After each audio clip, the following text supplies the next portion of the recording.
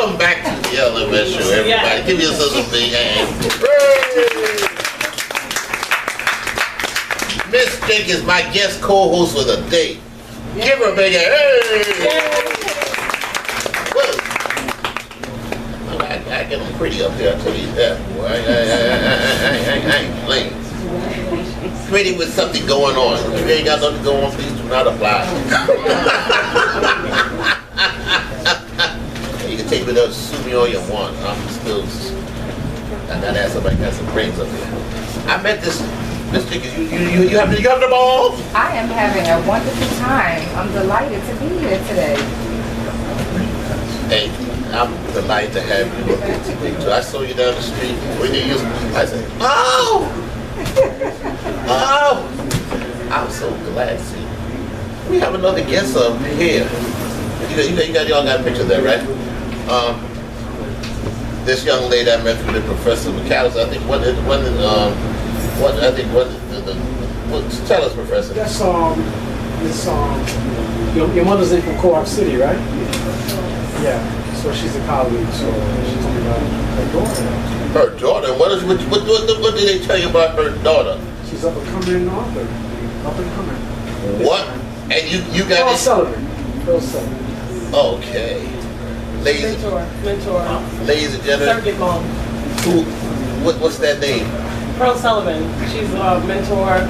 But what is your name? Oh, my name is Paula. Paula who? Paula Sow, S-O-W. One more time, you don't mind. Paula Sow, S-O-W. Give her a big hand, everybody. You know, when a professor, usually a professor you tell me about different guys. Go on. But you know, we hit it off right off the bat. Yes, indeed. I mean, we got some, I don't want to be paying such royalties. We had good vibrations. See, my baby got, that's it.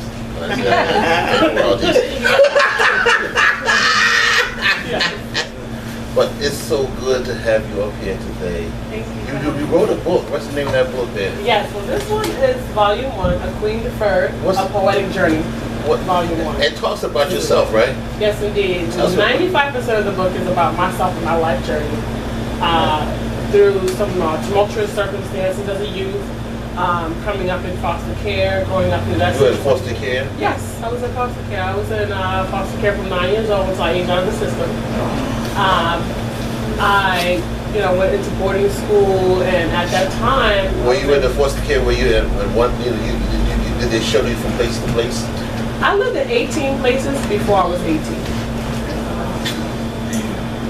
18 How did you feel behind all that? It was displacement and insecurity about, there's no stability and people come and go and can't build relationships was very difficult growing up. I still managed to, I guess, deal with my own circumstances in my own way. Like have my own therapeutic plan. Creativity was always my outlet. Creative writing, journaling, and through all these experiences, my book, The Queen Deferred, came to me. Miss T.C. Spelling mentioned to me that she believes in having a journal. Mm-hmm. Is that true? Absolutely. So Miss Spelling, she wrote down a lot of information. She's smiling there. Wonderful guest. I love her. She said that everything she put down, is that important? For me, journaling was an exercise that we did in foster care. It's one of those things we have these group meetings every Wednesday. And they brought in a speaker, and the speaker gave us homework and told us to journal. I realized that writing down my thoughts and decompressing my feelings as often as she suggested every day. I would do it maybe once or twice a week if I got frustrated or heavily emotional about something. And that was very therapeutic. It was very therapeutic. But you beat the odds in a sense, because when you were able to accomplish what you want to do, right? I was able to create my own landscape due to a lot of therapeutic research, self-help books, videos, and mentorship, connections, and strong relationships. The women that I've met across my lifespan were always mother figures for me and support systems to feed me good wisdom. Maya Angelou is a strong reference for me. Jan Lemizant was a very strong reference. I Know Why the Caged Bird Sings was one of my very first pieces that helped to get me clear and put me on the track. Yesterday I cried, and one day my soul opened up to the Jan Lemizant about references that I've used that helped me when I was 15, 16, 17, to put me on the path to help me understand, some of the circumstances I was in wasn't really my fault, but I had to make a way for myself. Mr. Do you have a question? Well, I'm sitting here and I commend you for sharing. One, because it takes great courage to do that. And I'm just sitting here and I'm looking at you because you look so put together. What is one thing that you would say to a child that is going through the foster care system, having been in a shelter that, in the system, 18 different homes? I can't even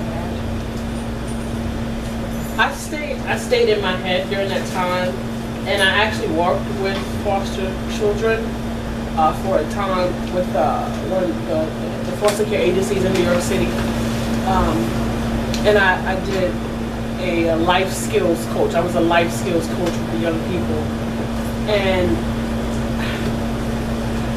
I really try to give and pour into them the fact that sometimes you're born into circumstances. You didn't create them. But the goal is to have a desire enough to want to be somebody and do something with yourself that despite what happened, your circumstances, you still continue to be, right? Be active, get mentorship, be smart. You're smart. You can learn. You're talented. Do these things. Like, don't wear the story. Right? I used to wear the story. The story used to be a badge of honor. It used to be, I'm sad, I'm victim, things happen to me, I'm hurt, somebody help. Nobody has to do anything for you. You're not entitled to people's support.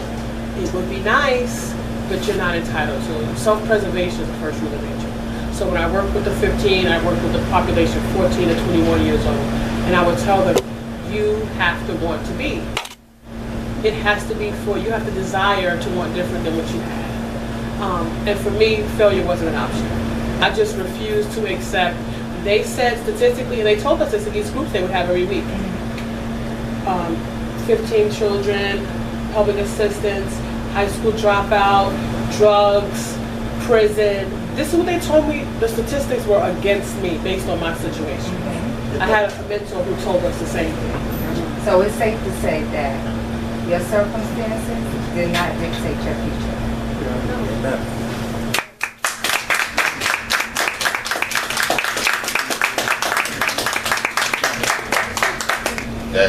That is very true. My heart goes out to you, but also too, you met a young man, right? How did you meet him? Along that journey, it's difficult to hold relationships. So when you're doing your self-work and you're trying to find your own comfortability, connecting with someone is a difficult issue. So I created a space where I could cleanse myself because my affirmation was I'm not going into a relationship with baggage. So I spent 8 years by myself cleaning up my issues and my circumstances. So I was working through it, and I went through some workshops. And when I went through these workshops, these developmental, transformational, for personal and professional development workshops, I met Colin, who was also doing the same work. So when you meet on the same footing that you're being better, and you don't want to be better for what you can get, you want to be better so you can contribute more. If I'm better, I can give more. If I'm better, I can support society more. I can support other people more. And when we met, it was just a friendship, and we just were like buddies ever since. Oh, we're just buddies ever since. And now you're going to hear, as the late Paul Harvey said, the rest of the story. They say you have to be friends before you can be lovers, so I think that's awesome. Yeah. And you'll be so married. Soon married. Yes. Thank you. We're looking at August 14th. That's our date coming up. Nice. At this point, I think it's 21 or 22 days away. The counter on the wedding website keeps ticking and Like, but we're having an African centered wedding, cultural footing, and awareness is very important to the both of us. So we discovered that we wanted to create our own landscape. And on that note, I'm going to do something unusual. I'm going to move away from this chair, and Miss Jenkins, you're going to sit in this chair, and I want you to start asking some questions. Take it down. We're coming right back.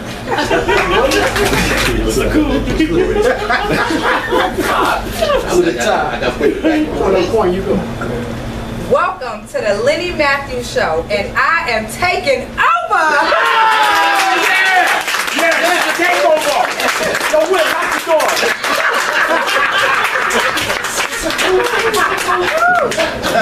So today we have Black Love in the house. I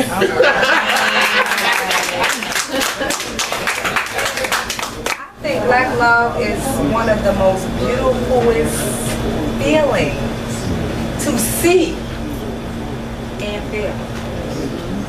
So tell me how you two connected.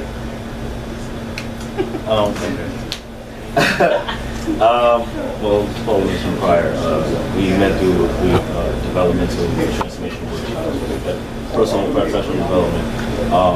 So basically, we were going through our self-work and our life walk to, as she mentioned, to better ourselves, be more contribution to the world around us, even if we didn't realize it at first. And then we kind of just, within getting to know each other through that work, we realized how much we did actually have in common as far as our spiritual paths, what we wanted out of life. And the more I got to know her, the more I realized what I wanted lied within what she had available. Not to say consuming what she, what she had, but to really connect on a level playing field, as coming together as two complete people. And we just kept seeing each other and kept experiencing new possibilities, and it's just been history from there. And I decided on a platform that I hold dear to me as an artist, doing music, to use my stage to propose to her live in front of people. I know you said you two were friends for 8 years. No. I was doing personal work development within myself, and then we were doing these workshops, and I guess I don't know, it looks like maybe about a year or two, something like 18 or 19 months we got engaged. Okay, so it was 18 months of friendship, and then build up, right? And then you decided that you were going to make this union everlasting. Exactly. Yes. There was no time stamp on that when you feel love. You know what I mean? It doesn't, intimacy, integrity. Like if you feel it, you know it. Then why wait on it, right? Exactly. Absolutely. And I feel like I have a second lease on life, if you will. For some people, I have like at least the social construct of time and my son, I have a 19-year-old son, so I was previously married, that you can't do this again, you can't have a family, this is those things that have those conversations that speak against your happiness. So we really created, between the two of us, we sat down and we actually etched out what we want our life to look like. Very nice. On all the facets, financially, career, relationship, community service, and we found even playing field on every facet of our lives, that we were connecting together without losing our own personal identities, and we both get to still do whatever we want to do. He's a musician, but he also does poetry. I write poetry. He does empowerment to the community, open mics to support youth development. I do workshops, women's support, sisterhood for development and healing. So we found so much in correlation with things that we have passion for, and we were able to support each other. In my other life, I'm a teacher. He works in higher education, graphic artist. I have a master's in business. I support him in doing his business management and consultation and marketing for his artistry. He helped me with the flyer. He did the covers for my books. He does our promo material. He designs our websites. Like this is very yin and yang. Oh my goodness. Yeah. I so love the fact that you two have created a relationship together as well as separately. I think it's very important that you don't lose yourself and giving each other space and time to miss one another. I love it. I love it. Black love. Black love. I love it. To be allowed to be yourself while being with someone else as well. I totally agree. But FYI, let me put a little plug in there. The be, because I've been doing like a lot of support with my sisters and things like that. I can be myself, but being myself with all your baggage, I don't have to accept that, right? You get to be yourself and be your best possible self, and I can support you in your transformation or in your improvements of yourself. It's not a criticism. I'm not telling you you should change. I'm not telling you that this is wrong, that you need to do with this, but don't expect me to have to deal with some of your things that are bad behaviors. I'm not going to support that. That's from a male's perspective, as well as a woman from a man's perspective. If you're developing, then do your work. Develop. But some things that I realize that happens in relationships, and some of my previous relationships, is that if we're both not in a position to be supportive of each other, we become detrimental to one another. And in some ways we hurt, hinder, harm each other. And because we haven't developed to a place, and no one has to just put up with your crap just because if you love me, you'll put up with it. Oh no, how about you work through your circumstances and get your situation correctly and come here and offer. And then guess what? No, not 100%, because I'm not perfect and he's not perfect. That's right. But I know where my deficits are. And I say, well, this is my deficits, and to get the best response from me, these are the conditions that I work best in. So we try to maintain those conditions so that I function best. And if I'm having a breakdown, then I'll say, okay, Colin, give me 5. Right? You know, and he does his walk or whatever it is that, you know, he needs to go and have a drink with his friends or whatever that looks like. We don't do this thing. Like, we still have our self-care things that we do. So that's really important, I think. So it sounds like communication is the key to healthy relationships. Would y'all agree? Yes. Yes. Communication is number one. I think we get caught up in this thing of like, well, we've been together X amount of times, and we talked enough, well, you should know what I'm feeling. It's like sometimes you don't know. Sometimes it really is meeting each other on a level playing field every single moment, because every single moment gets to be new, even with the person you've been with forever. I agree. So it's, you know, you want to stay connected with that person in that manner, you know, and just be with them. Yes. And with that within every moment. I see a powerful couple here. I mean, so much was said today. I mean, just from, I watch you and you're just so involved and the picture taking, and I'm just like, okay, she got her own personal photographer. At the time, not knowing that they were even a couple, you know? So I'm like, okay, and then I'm looking at your fabulous cover and he's responsible for that. That is a power couple, and I think it's dope. That's one of the words that I use. I love to use it. And I just want to say, just keep doing what y'all doing. Keep that understanding, because it's important. You know, and what you say, you're not perfect. No one's perfect. Right. Just keep it up, you know, express, and you guys will be 100. Look, together.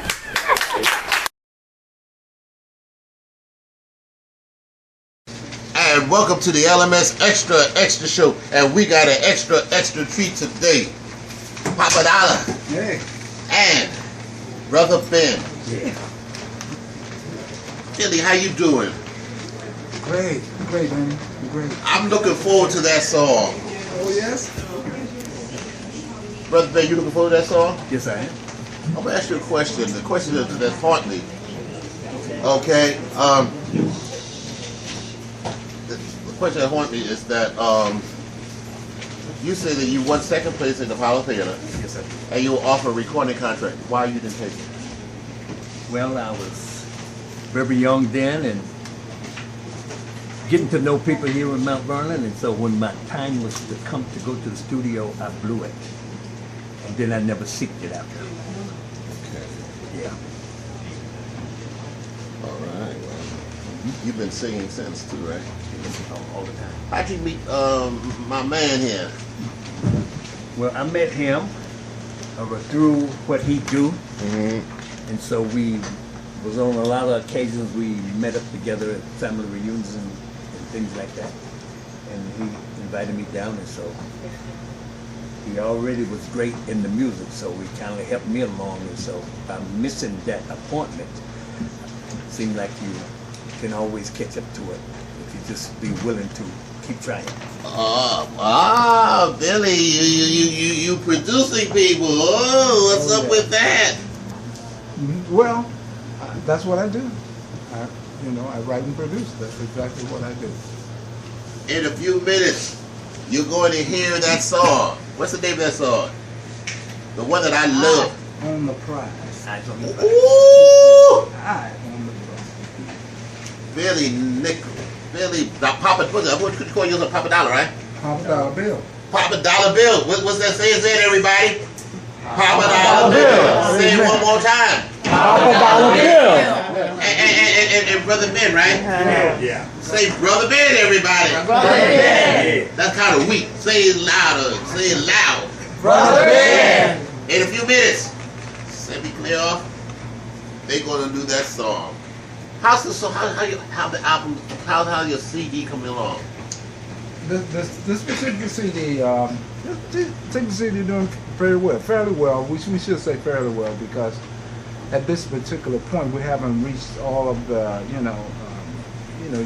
unique publicity and everything that we the airplay and stuff like that. Yeah, because sometimes despite the social media, I don't care what anybody says, you still need radio airplay. Yes, you do. Yes. It's very important. And sometimes it's so kind of tight. I'll just leave it at that. Right. Kind of tight. Sometimes you have to do favors for the radio station. Yeah. Some of them, I'm not mentioning no names on the air. Some of them have to do favors for the radio station. If they don't do favors for the radio station, they'll be out the door tomorrow, right?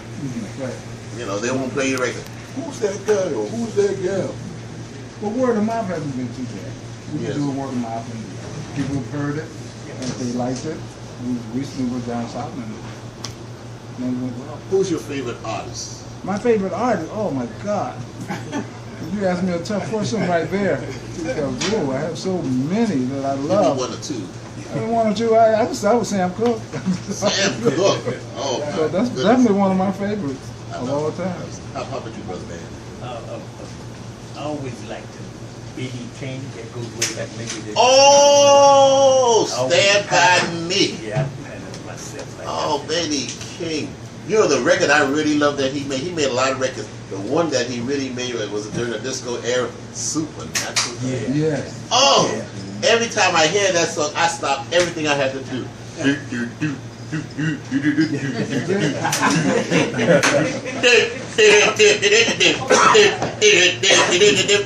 I met one of the producers one day. The late Hal Jackson had something at the Museum of Broadcasting. He's doing Sunday Classic, and I met one of his producers, not Tony Sylvester. Was the other? One of them I met there. And Did Gavin help do that? no, it was Tony Sylvester and From the main ingredient? Yeah, Tony Sylvester. I think so. Tony Sylvester was one Yeah, of the main maybe, ingredients. yeah. But he also was a producer. I know. Yeah. Oh, he got that. Every time he used to do a concert, I said he play all the other songs, Stand By Me. I said, play Supernatural, play. But he never played it. But I loved him. He was a good artist, though. But listen, fast forward to the present. In a few minutes, Papa, what the Papa Dollar Bill? Let me emphasize it here. Let me pull up my wallet. I ain't giving away no money to nobody.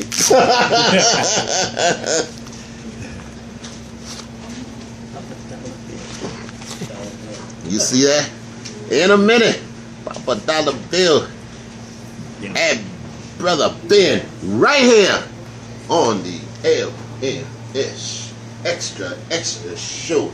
Show that you won't see on cable. Well, maybe you will. Depend how much, if we got to fill up something. Well, look, this is a business, folks. We'll be right back.